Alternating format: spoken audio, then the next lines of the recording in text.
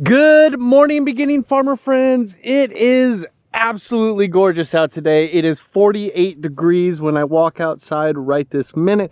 Supposed to get to a high of 70. This is my time of year. Actually, I would even like it better if it got to a high of 60. That would be really incredible. I am out in our winter lot right now where, as you can see, the sheep are, and that's what I want to talk about today. I also want to talk about how it looks like I need to get this winter lot cleaned up before winter comes around so that this is not just a mushy, muddy mess. Before we go any further though, don't forget to like, subscribe, all of that good stuff. Like I said, we're going to talk about the sheep today, our registered Katahdin sheep flock. Let me give you a little background when it comes to registered animals on our farm, not just background of the sheep, but also registered Dexter cattle, because at one time that was a thing on our farm. Also, by the way, isn't it awesome to be able to have the window open while you're driving? I love this time of the year. When we started our farm, we started with cattle, registered Dexter cattle to be specific. In fact, even before we owned the farm that we live on, we had these registered Dexter cattle at my dad's house. The reason they were registered was because we bought them registered. Over time, I just really didn't see the need of having them registered, of paying for the association fee, and then paying to register each animal that was born. With what we were doing, it just really didn't seem that worthwhile. It might be good if we were trying to sell heifers right now, which we are trying to sell heifers. We still do have some cattle for sale. Comments down below if you are interested in those, or contact us through our farm website. But I just let the registration go. We didn't have a registered bull eventually. We are basically out of registered cows now, maybe one or two registered cows left, and it's just run its course. When it came to sheep, we started the Katahdin sheep on our farm about 10 years ago, and when we bought those, they weren't registered, so it was never really an option. In fact, I kind of had it in my mind that we were going to be a no registered anything farm, and there's a reason for that.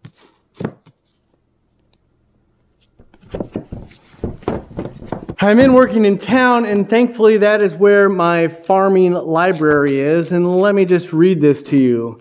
Seed stock anything. This is in Joel Salatin's book, You Can Farm, Chapter 9, The 10 Worst Agricultural Opportunities. And number 1 is seed stock anything. Leave the purebred business to independently wealthy folks with deep pockets. Certainly some folks have made a little money producing breeding stock, but only after they've been exemplary farmers, commercial farmers.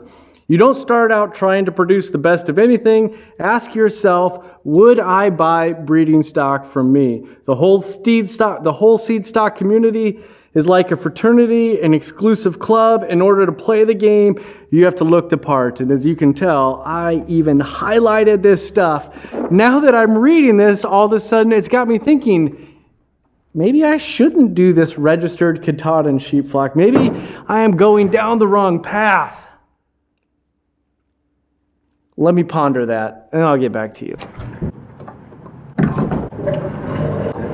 Yeah, so I had to go drop some pigs off at the locker. I've done that. You've seen that 100 times. And get some bacon. That's in the cooler right there.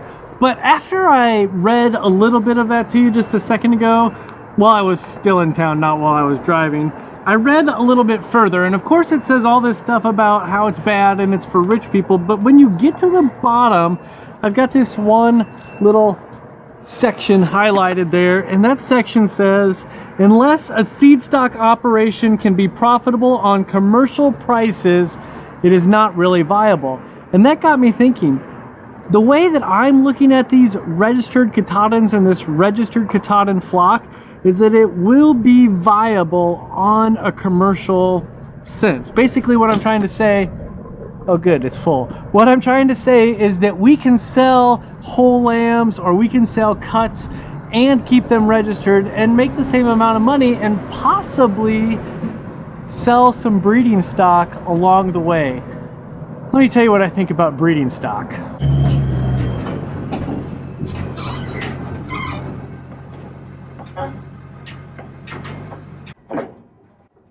First of all, let me say this. I purchased these lambs, or maybe I said this already. I don't know. I purchased these ewes, 8 registered ewes, 1 registered ram, and 4 registered ewe lambs. I purchased them at what I would consider a pretty competitive price compared to if I was just purchasing grade, commercial, non-registered Katahdin hair sheep. And so I was pleased with the price.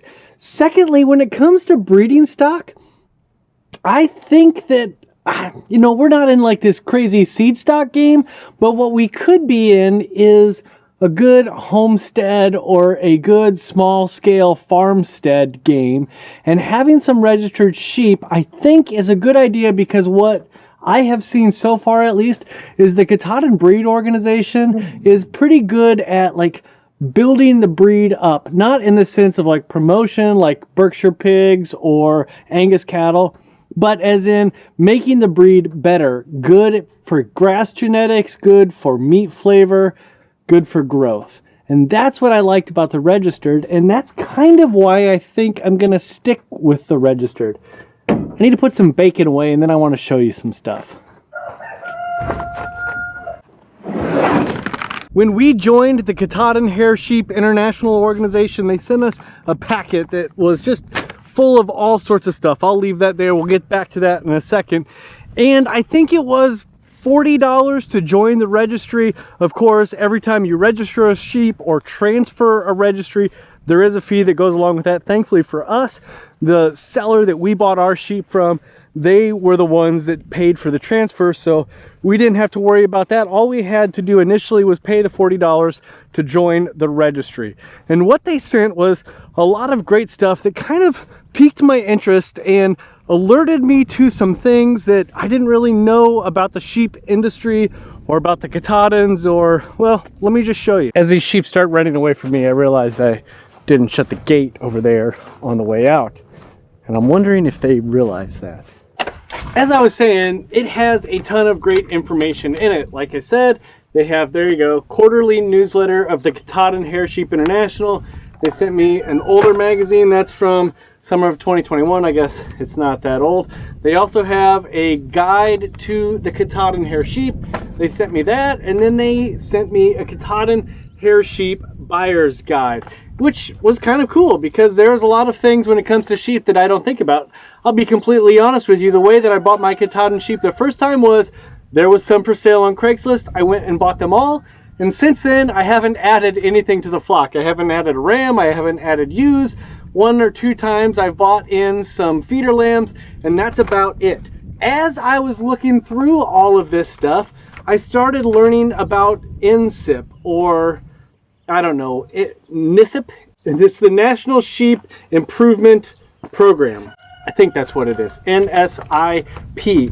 And in there, they talk about these things called EBVs, Estimated Breeding Values. What all of this means, I don't really know, to be completely honest. But I know what it is, these estimated breeding values, and this NSIP, which again, I think stands for the National Sheep Improvement Program, is that they've come up with a way to track sheep and genetics and positives and negatives so that you can improve for certain things. I know I listen to a lot of dairy podcasts, the Back to the Roots podcast, and they talk about how they select bulls for different genetics if they want to add milk or they want to add A2A2 genetics into their herd. You can do the same thing in the sheep flock. You can add for what rams or lambs that do well on pasture. You can add for meat quality. You can add for tenderness. You can, all those things you can look for and select an animal for. All of that is to say this. In no way, shape, or form do I feel like I've reached the pinnacle of my farming career, or have I upgraded my equipment so that I've got that fancy rig that goes to shows where you sell the breeding stock. But also at the same time, in the Katahdin sheep world at least, it's not a world where the show animals look different than the production animals, or much different than the production animals, because the Katahdin sheep world is a world that's really about meat, for the most part. And so I think it's a benefit for us to have registered sheep, not because I'm worried about selling seed stock, not because I'm worried about increasing the value of our flock through breeding, but because I'm worried about having good sheep that produce well on pasture. And I think being part of this organization, I think it will help us do that. So those are my thoughts. I know that it's going against everything that I read in Joel Salatin's book, You Can Farm, which was really the first farming book that I read. Not only is it seed stock or registered stock, but it's also purebred, which are all things that he kind of says don't do, but I hope that it works. Let me know what your thoughts are. Put them in the comments down below. Like, subscribe, all of that good stuff. If you've got Katahdin sheep, are they registered? Are they not? What is your favorite sheep breed? I'd love to hear your thoughts.